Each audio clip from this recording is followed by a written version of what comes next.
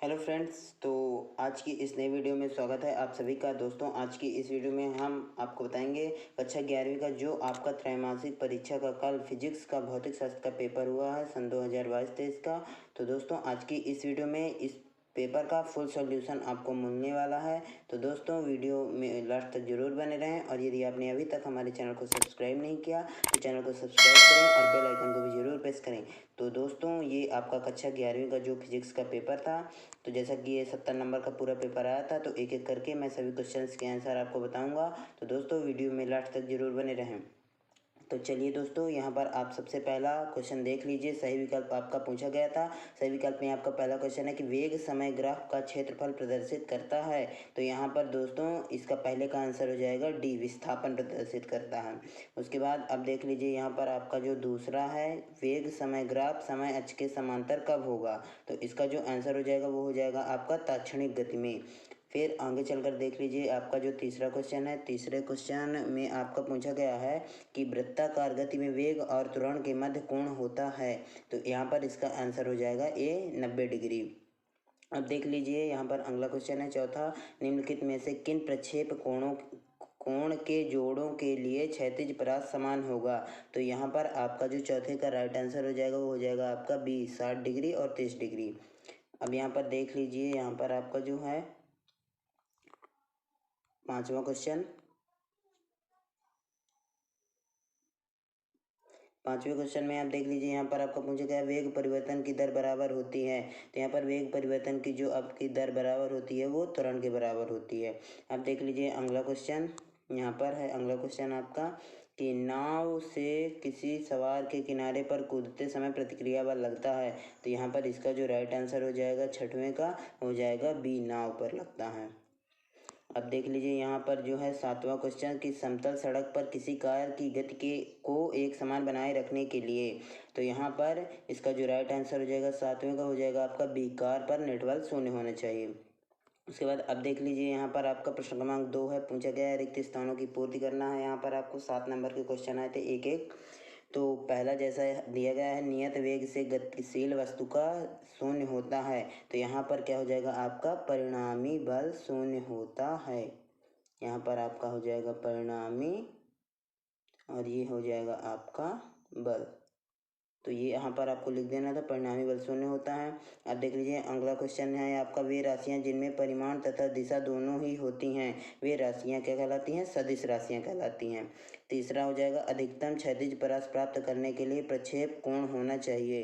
तो यहाँ पर तीसरे का जो राइट आंसर हो जाएगा वो हो जाएगा आपका 45 डिग्री होना चाहिए। अब चौथा देख लीजिए कि बल तथा समयावधि के गुणनफल को कहते हैं। तो यहाँ पर कहते हैं आपका क्या, आवेग कहते हैं, आवेग कहते हैं। फिर पांचवा है, यदि किसी पिंड पर लगने वाला नेट बाह्य बल शून्य है तो उसका त्वरण डैश डैश होता है। तो क्या होता है, शून्य होता है।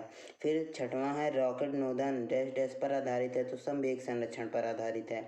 फिर यहाँ पर आपका जो सातवां क्वेश्चन है, घर्षण द्वारा किया गया कार्य डैश डैश होता है। तो यहाँ पर आपका हो जाएगा ऋणात्मक होता है। अब देख लीजिए अगला क्वेश्चन आपका, वाक्य में उत्तर दीजिए। यहाँ पर आपका पहला क्वेश्चन है, एक वस्तु को ऊर्ध्वाधर ऊपर की ओर फेंकने पर वह 6 सेकंड में अधिकतम ऊंचाई तक पहुँच जाती है। अधिकतम ऊंचाई से पुनः हाथों तक आने में कितना समय लगेगा। तो यहाँ पर इसका आंसर हो जाएगा 3 सेकंड। यहाँ पर आपका 3 सेकंड का समय लगेगा। जी दोस्तों, तो यहाँ पर आपको लिख देना था 3 सेकंड। दूसरा, स्थित समय ग्राफ की प्रवणता क्या व्यक्त करता है। तो यहाँ पर हो जाएगा आपका त्वरण व्यक्त करता है। स्थित समय ग्राफ की प्रवणता त्वरण को व्यक्त करता है। एकांक सदिश किसे कहते हैं, यहाँ पर इसकी आपको परिभाषा लिख देनी थी। एकांक सदिश मतलब कि ये है, इसकी परिभाषा ये है कि जिस सदिश का परिमाण 1 होता है उसे एकांक सदिश कहा जाता है। और चौथा है, दो सदिशों को बराबर कब कहा जा सकता है। तो यहाँ पर आपका क्या हो जाएगा, दो सदिशों को बराबर एक ही शर्त पर कहा जाएगा जब उनकी दिशाएं समान हो एवं उनके परिमाण बराबर हों। फिर आपका ये पांचवा है, गुरुत्व के अधीन गिरते हुए m द्रव्यमान के एक पिंड पर नेट बल का मान कितना होगा। तो यहाँ पर आपका जो पांचवा है उसका यहाँ पर आपका हो जाएगा शून्य, उस पर एक भी बल नहीं लगेगा। छठवां है, आवेग का एसआई मात्रक। तो आवेग का जो एसआई मात्रक होता है वो होता है न्यूटन गुणे सेकंड। अब देख लीजिए यहाँ पर आपका जो 7वां क्वेश्चन है, 7वां नंबर का क्वेश्चन, यदि कोई मशीन 10 सेकंड में 10 जूल कार्य करे तो उसकी शक्ति कितने वाट होगी। तो यहाँ पर 1 वाट इसका आंसर आता है। P=W/T का सूत्र करके आप इसको निकाल भी सकते हैं, कोई दिक्कत नहीं है। तो अब दोस्तों बात करते हैं क्वेश्चन नंबर 4 की, जिसमें आपकी सही जोड़ी पूछी गई थी। तो सही जोड़ी में आपका ये कॉलम आ है और कॉलम बा। तो यहाँ पर आपका जैसे पहला है पारसेक, तो पारसेक का आपका क्या हो जाएगा, यहाँ पर पारसेक का आपका हो जाएगा डी। तो ये आपका पहले का हो जाएगा डी। अब दूसरा है आवर्तकाल की विमा। तो आवर्तकाल की विमा यहाँ पर आपकी हो जाएगी AM0 L0 T⁻⁻1। अब यहाँ पर देख लीजिए आपका तीसरा है प्रकाश वर्ष की विमा। तो यहाँ पर एक दूरी है, तो ये लंबाई, तो इसका ये हो जाएगा B, right answer M0 L T0। अब यहाँ पर देख लीजिए चौथा है नैनोमीटर। तो नैनोमीटर का क्या हो जाएगा आपका C 10⁻⁹ मीटर। अपेक्षिक घनत्व, चूंकि अपेक्षिक घनत्व एक विमाहीन राशि होती है, इसलिए इसका ये हो जाएगा E M0 L0 T0। अब यहाँ पर खगोलीय मात्रक। तो खगोलीय मात्रक का आपका ये जी हो जाएगा 1.496 × 10⁻11 मीटर। और फिर लास्ट में आपका है कार्य का विमीय सूत्र। तो कार्य का विमीय सूत्र आपका F हो जाएगा ML2 T⁻²।